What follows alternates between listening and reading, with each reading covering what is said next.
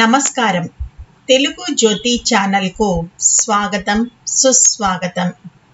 ఈ ఛానల్లో జాబిలి 3కు సంబంధించిన ప్రతి పాఠ్యాంశాన్ని 3 వీడియోలుగా చేయడం జరిగింది.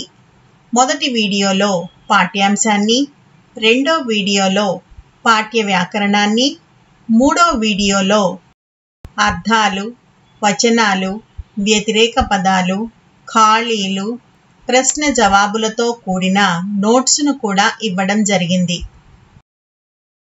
హాయ్ పిల్లలు, ఇప్పుడు మనం 90వ పేజీలో ఉన్న ఏమేమి చూడాలి అనే పాఠ్యాంశానికి సంబంధించిన వ్యాకరణాన్ని చూద్దాం. ఇవి చేయండి. మొదటిది వినండి, ఆలోచించి చెప్పండి. చూడండమ్మా, గేయాన్ని రాగంతో పాడండి, అభినయం చేయండి. మనం చెప్పుకున్నట్టుగా గేయాన్ని రాగంతో పాడండమ్మా, అభినయం కూడా చేయండి. చూడండమ్మా, మనం ఏమేమి చూడాలి, ఎందుకు చూడాలి చెప్పండి.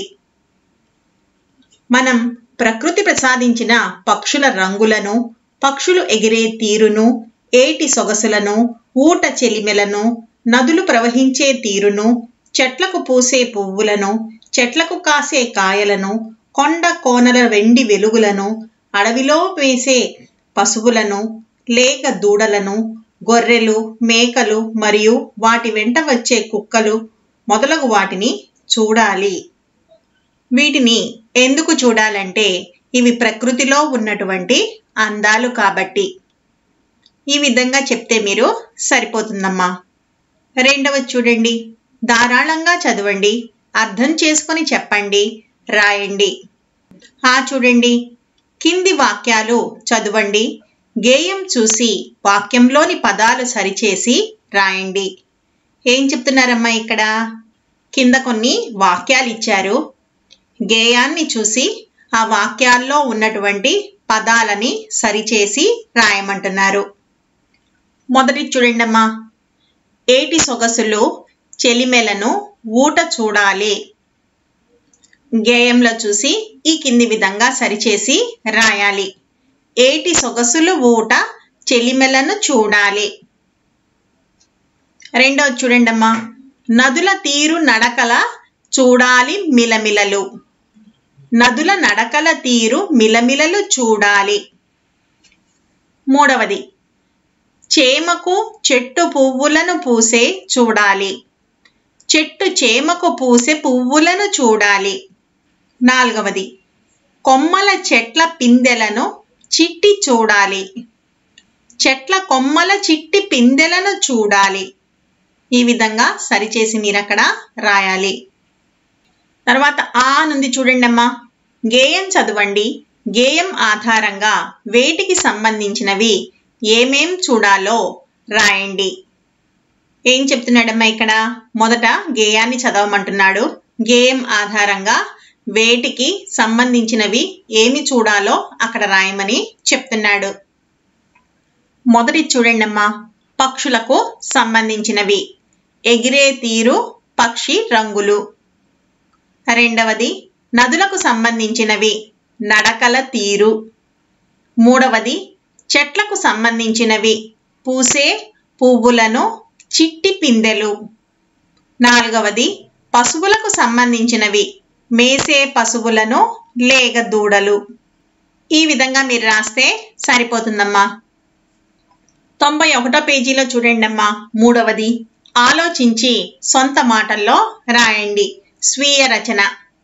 చూడండి, చెట్ల వల్ల మనకు పండ్లు పూలు వస్తున్నాయి కదా, చెట్లతో ఇంకా ఏం లాభాలు ఉన్నాయి? చెట్ల వల్ల ఉన్న లాభాలను ఇక్కడ మీరు రాయాలి. చెట్లు మనకు చల్లని నీడనిస్తాయి. చెట్లు గాలిలోని కార్బన్ డయాక్సైడ్ను గ్రహించి మనకు అవసరమైన ప్రాణవాయువును ఇస్తాయి. పక్షులకు నివాసాన్ని ఇస్తాయి. ఈ విధంగా మీరు రాస్తే సరిపోతుందమ్మా. చూడండమ్మా, గేయ సారాంశాన్ని సొంత మాటల్లో రాయండి. ఈ గేయంలో ప్రకృతి ప్రసాదించిన పక్షుల రంగులను, పక్షులు ఎగిరే తీరును, ఏటి సొగసులను, ఊట చెలిమెలను, నదులు ప్రవహించే తీరును, చెట్లకు పూసే పువ్వులను, చెట్లకు కాసే కాయలను, కొండ కోనల వెండి వెలుగులను, అడవిలో మేసే పశువులను, లేగ దూడలను, గొర్రెలు, మేకలు మరియు వాటి వెంట వచ్చే కుక్కలను మొదలగు వాటిని చూడాలని కవి చెప్పారు. ఈ విధంగా మీరు రాస్తే సరిపోతుందమ్మా. ఈ గేయ సారాంశాన్ని నేను నోట్స్లో ఇచ్చానమ్మా, అక్కడ చూసి మీరు రాయవచ్చు. 4వ చూడండి అమ్మా, పదజాలం అని ఉంది. చూడండి, ప్రకృతిలో ఏమేం కనిపిస్తావో రాయండి. ఉదాహరణకు పక్షులు అని వాళ్ళు ఇచ్చారు, మిగతావి ప్రకృతిలో ఏమేం కనిపిస్తాయో అవి ఇక్కడ రాయమని చెప్తున్నారు. 8 ఖాళీలు ఇచ్చారమ్మా, మీరు 8 రాస్తే సరిపోతుంది. అక్కడ మీరు చెట్లు, నదులు, కొండలు, కాయలు, గొర్రెలు, మేకలు, కుక్కలు, పువ్వులు ఇవి రాస్తే సరిపోతుందమ్మా. తర్వాత నుండి చూడండి అమ్మా. ఈ పాఠంలో చెట్టు, చేమ, కొండ, కోన అనే పదాలు ఉన్నాయి కదా, ఇటువంటివి 4 పదాలు రాయండి. ఈ పాఠంలో చెట్టు, చేమ, కొండ, కోన అనే పదాలు వచ్చాయి కదమ్మా, అలాంటివే ఇంకొక 4 పదాలు కింద రాయమని చెప్తున్నారు. అక్కడ మీరు వాగు, వంక, రాయి, రప్ప, అలుపు, సొలుపు, దుమ్ము, ధూళి ఈ 4 పదాలు అక్కడ రాస్తే సరిపోతుందమ్మా. 5వ చూడండి అమ్మా, సృజనాత్మకత అనుంది. కింది గేయ పాదాలను పొడిగించండి. కింద ఒక గేయాన్ని ఇచ్చాడమ్మా, దాని పాదాలని పొడిగించి రాయమంటున్నాడు. ఏమేమి చూడాలి, ఏమి చూడాలి, ఏమేమి చూడాలి, ఏమి చూడాలి. రామచిలకల పలుకు పద్ధతిని చూడాలి. పాట పాడే కోకిలల సొగసును చూడాలి. మిగతాది మిమ్మల్ని రాయమని చెప్తున్నాడు. నాట్యం ఆడే నెమలి అందం చూడాలి. పాలపిట్టలోని రంగులను చూడాలి. ఏమేమి చూడాలి, ఏమి చూడాలి, ఏమేమి చూడాలి, ఏమి చూడాలి. ఈ విధంగా మీరు ఈ 4 లైన్లు అక్కడ రాస్తే సరిపోతుందమ్మా. 7వ చూడండి అమ్మా, భాషను గురించి తెలుసుకుందాం. కింది పదాలలో ఎక్కడ దీర్ఘాక్షరాలు ఉండాలో గుర్తించండి, వాటిని సరిచేసి రాయండి.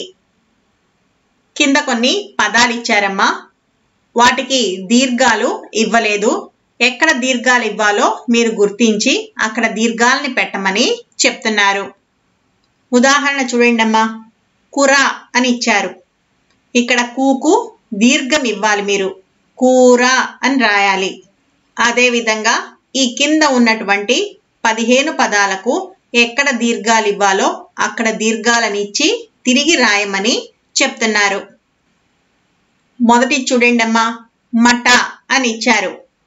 అంటే ఇక్కడ మీరు మాకి దీర్ఘం ఇచ్చి మాట అని రాయాలి. అదేవిధంగా రెండవది కూడా చూడండి, కిటకం అని ఇచ్చారు. ఇక్కడ కీ గుడికి దీర్ఘం ఉండాలి, కీటకం అని మీరు రాయాలి. అదేవిధంగా మిగతా పదాలన్నిటికీ కూడా మీరు ఎక్కడ దీర్ఘాలు ఇయ్యాలో చూసి అక్కడ దీర్ఘాలు ఇచ్చి రాయాలి. కడాయి, సుశీల, మేక, తేలు, చామంతి, పతాకం, కూజ, సీతాఫలం, టోపీ, మేడారం, చేమాకు, కోనల, లేగ దూడ. ఈ విధంగా మీరు సరిచేసి రాయాలమ్మా. తర్వాత చూడండి అమ్మా, ప్రాజెక్టు పని అని ఉన్నది. ప్రకృతి అందాలను తెలిపే చిత్రాలను సేకరించి వాటి గురించి రాసి తరగతిలో ప్రదర్శించండి. ఏం చెప్తున్నాడమ్మా ఇక్కడ? ప్రకృతి దృశ్యాలను తెలిపేటువంటి అందమైన చిత్రాలని సేకరించమంటున్నాడు, వాటి గురించి రాయమంటున్నాడు, తరగతి గదిలో ప్రదర్శించమని చెప్తున్నాడు. తరువాత వీడియోలో ఈ పాఠ్యాంశానికి సంబంధించిన అర్థాలు, వచనాలు, వ్యతిరేక పదాలు, ఖాళీలు, ప్రశ్న జవాబులతో కూడిన నోట్స్ను చూద్దాం. ఈ వీడియో మీకు నచ్చినట్టయితే లైక్, షేర్ మరియు సబ్స్క్రైబ్ చేయండి. కొత్త వీడియో నోటిఫికేషన్ కొరకు బెల్ ఐకాన్ను ట్యాప్ చేయండి.